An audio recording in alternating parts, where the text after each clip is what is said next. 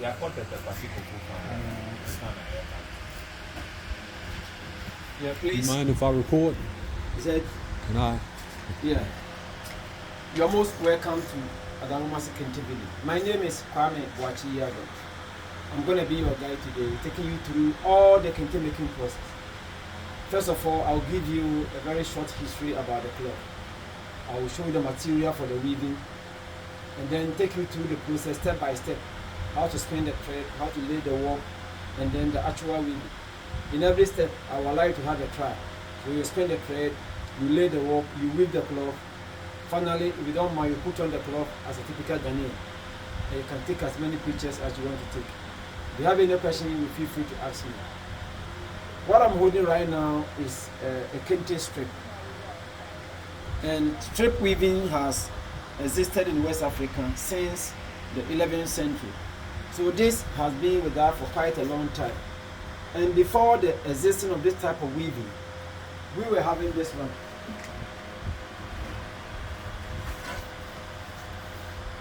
This is the cloth that we were weaving before the 11th century. And if you look at this picture,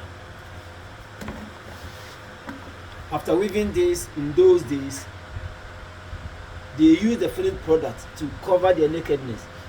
So when one of the Ashanti king realized that his people has knowledge about this type of weaving, the then king selected those weavers and sent them to a village called Bontuku. Bontuku was a trading center near the present day La Côte d'Ivoire.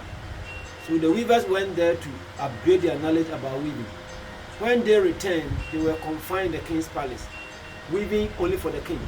So in the olden days, Kente was reserved only for the king. So if you are not a king or a royal, you will not be allowed to put on the cloth. But today, if you have your money to afford, you can buy any cloth that you want to buy.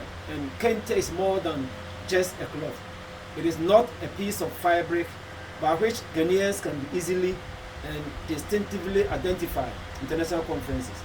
As I'm speaking, it's no more a reserve for the king. So the question is, what is Kente? What does it mean? I wanted to give you the significant meaning of the Kente fabric. But before I will do that, permit me to explain the word Kente, K-E-N-T. What does that word alone mean? Previously, the moment you put on the fabric, you become gorgeous like a peacock. And in the local dialect, gorgeous means Kente. So Kente is derived from the word gorgeous, which is Kente. Now, let's come back to the significant meaning. Kente is a visual representation of history, philosophy, ethics, and said values, a powerful cultural symbol and a source of pride, both for Ghanaians and African diaspora. So the cloth chronicles the local history, which reflects the cultural value of the people, portrays our culture. It is a medium of communication. If you want to carry a message without writing it, open your mouth. You can do so by using the design. Let's assume you fall in love with a lady and you feel shy to open your mouth. You can just present to her a type of design. And the moment you see that particular design, it tells her that you love her. If you hate her, that same process. So we can communicate through the design. I wanted to explain this one. This design means the road to success is not a smooth way. It is a rough road. It is a zigzag, filled with obstacles, which can be surmounted only through constant toil. So to be able to succeed in life is not always a straight line. You have to struggle before you can succeed. In other words, no cross, no crown. That's the meaning of being very fabric. I have another one here.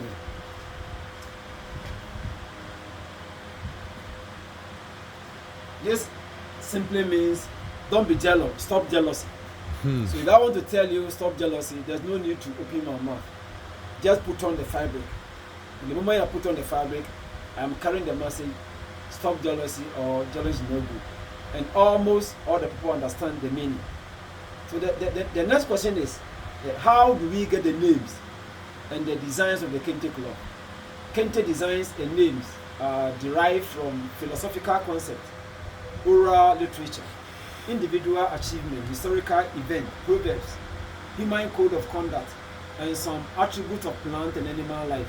That is how we get the names and also the design. Let me take it one by one. Historically, the first president of Ghana was Dr. Kwame Nkrumah. And Dr. Kwame Nkrumah married a very beautiful lady called Fatia from Egypt. So the weavers wove this cloth and named after the president's wife. We call this one Fatia. What does Fatia mean? As I said earlier, Fatia was not a Ghanaian, yet she married a Ghanaian president. So let's talk about avoiding discrimination, whether a Ghanaian, an American, whoever you are. We are one person with common destiny, no tribalism, no racism. That's the message this Kente conveys. We can also name after important personalities. I remember Obama came to Ghana, we had Obama. Clinton came, we had Clinton. I'm sorry for Trump, no crop was written after him. Yeah, we can also weave after event. Let me give you a typical example. Somewhere 11 September, if I'm right, Osama bin Laden destroyed World Trade Center. If that situation were to begin, the Ghanaian weavers will weave a cloth and name after that event, so that it will become history for the new generation. Yeah, as I'm speaking, we are planning to come up with a design and name after the COVID, or something that has broken the entire way. So to cut it short, we don't buy the cloth based on the beauty alone, but rather the message is conveyed. And the last question is, if I buy the Kente fabric, what am I going to use it for? Kente can be used as an interior decoration. It can be used as a bodily attire. It can be used as a tie, a bow tie, sandals. To cut it short, once you have the fabric, you can decide whatever that you want to use it for. So now, I'm inviting questions before I continue. So did Obama come to this site or just when he came to Ghana? He came to Ghana. Okay, yes. And when he came to Ghana, we were happy because he was the first black American to be a president in the United States. So we also tried to do something to honor him. So we wove a cloth and named after Obama. Do you have that cloth in here? I will try if I can get a sample for you to look at. Yeah. Any question, please? And as apart from the design, color also has its own meaning. For Ghanaians, red is the blood in which our forefathers shed for independence. Red represents danger. When you see red sign anywhere in Ghana, it tells you that the danger ahead. You should be very, very careful. And white is victory. Blue is love and harmony. Green is the vegetation or the forest. Brown is the Mother Earth.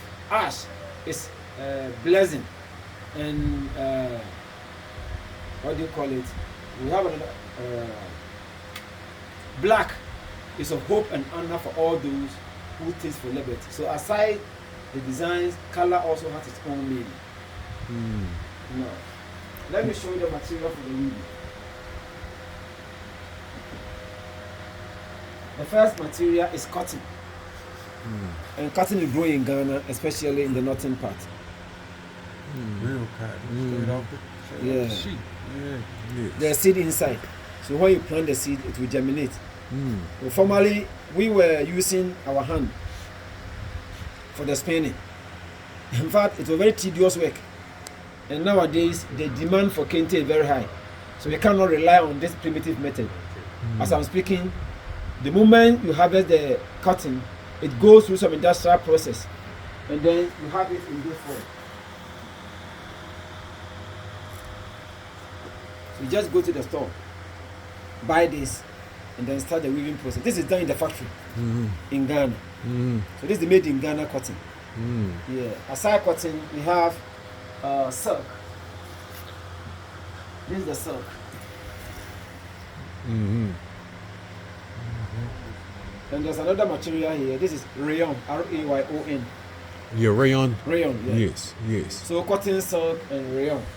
And recently, another material has been introduced.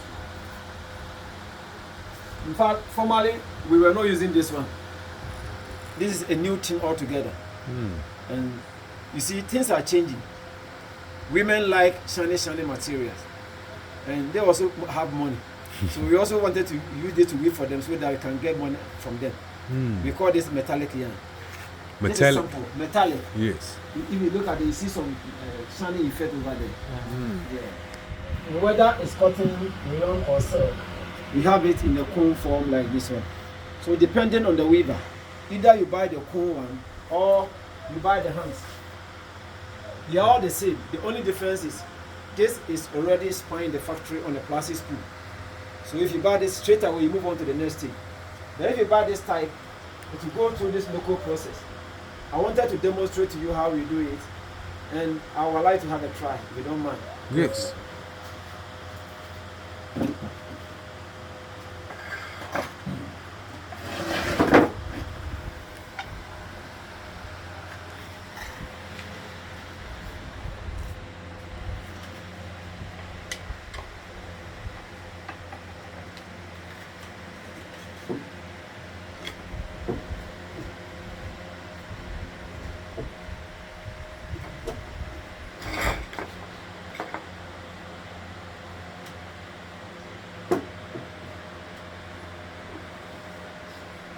Yeah, please, we call this skin winder, and this is the bobbin winder. So the first step, you stabilize the bobbin winder with your legs, and then holding the thread with your left hand side, you're going to use the right hand to wind it clockwise. So this is how we do it.